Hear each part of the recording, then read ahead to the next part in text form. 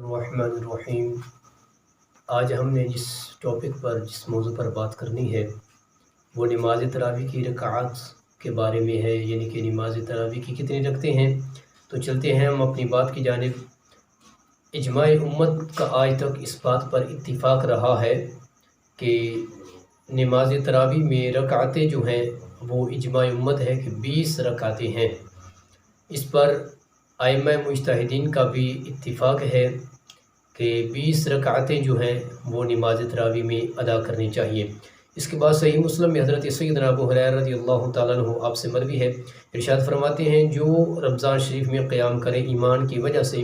اور ثواب کی طلب سے، اس کے اگلے گناہ جو ہے وہ یعنی کہ صغائر جتنے بھی گناہ ہوتے اللہ پاک سب کو معاف فرما دیتا ہے۔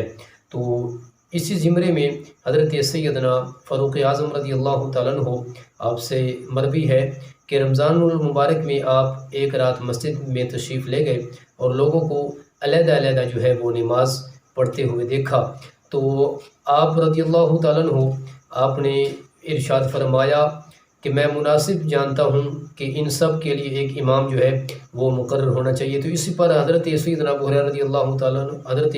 فاروق اعظم نے ایک امام کو مقرر کیا جن کا نام ہے ابی بن کعب رضی اللہ تعالیٰ عنہ، یا ابی بن کعب بھی ہے اور ابی بن کعب رضی اللہ تعالیٰ عنہ آپ بھی ہے۔ تو ان سب کی امامت میں سب کو اکٹھا کیا، تو حضرت ابی بن کعب رضی اللہ تعالیٰ عنہ آپ نے سب کو نماز تراویح کی جماعت کروائی۔ جمہور کا مذہب بھی یہی ہے کہ 20 رکعتیں نماز تراویح ہے اور 20 ہی ادا کرنی چاہیے، اور یہی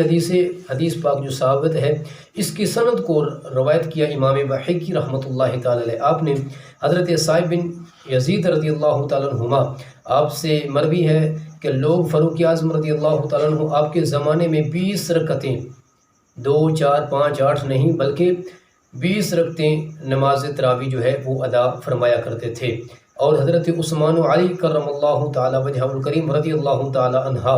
عنہما کے زمانہ عہد میں بھی ایسے ہی ہوتا تھا، 20 رکعتیں ہی نماز ادا کی جاتی تھی نماز تراویح۔ اور موطا میں یزید بن رومان سے روایت کیا کہ فاروق اعظم رضی اللہ تعالیٰ عنہ کے زمانہ میں لوگ 20 رکعتیں نماز تراویح جو ہے وہ پڑھتے تھے۔ بحقی نے کہا کہ اس میں 3 رکعتیں وتر ہیں، یعنی کہ فاروق اعظم کے زمانے میں لوگ 23 رکعتیں 23 رکعتیں جو ہے وہ لوگ نماز تراویح ادا کیا کرتے تھے،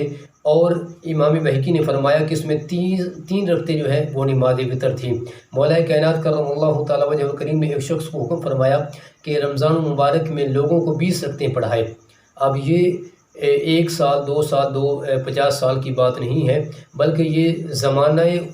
صحابہ کی بات ہے۔ اس وقت سے لے کر آج تک اس امت کا اس پر اتفاق ہے، یہ اجماع بالامہ ہے کہ 20 رکعتیں ہی نماز تراویح ادا کرنی چاہیے۔ نیز اس کے 20 رکعتیں ہونے میں یہ حکمت ہے کہ فرائض و واجب کی اس سے تعمیل ہوتی ہے، اور کل فرائض و واجب ہر روز 20 رکعتیں ہیں، یعنی کہ 20 رکعتیں ہی نماز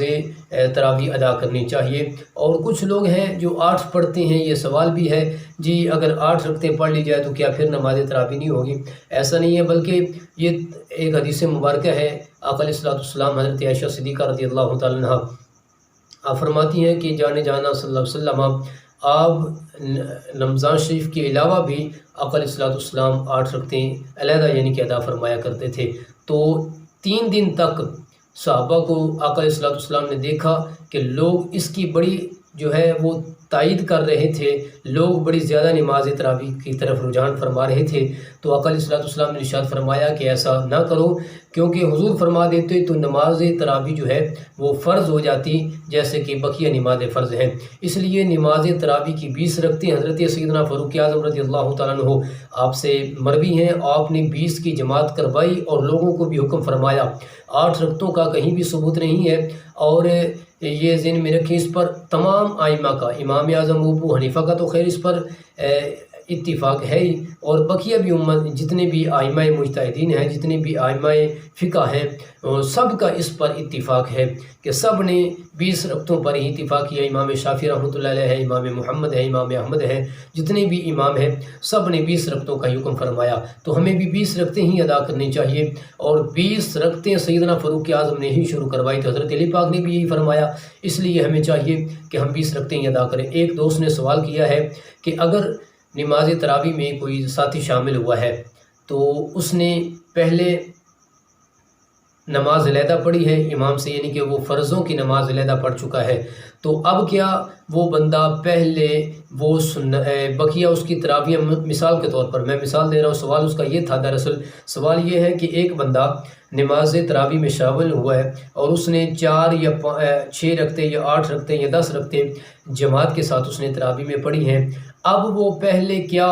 وطر پڑھے گا یا اپنی نماز تراویح مکمل کرے گا؟ اس کے لیے یہ ہے کہ وہ بندہ پہلے جماعت کے ساتھ وہ وطر ادا کرے گا، وطر ادا کرنے کے بعد پھر وہ اپنی علیحدہ سے نماز تراویح کی 20 رکعتیں مکمل کر لے گا۔ یہ تھا ہمارا آج کا سبق، انشاءاللہ عز و جل کل ملتے ہیں ایک نئے پیغام کے ساتھ، تب تک کے لیے اجازت دیجیے۔ السلام علیکم ورحمۃ اللہ تعالیٰ وبرکاتہ۔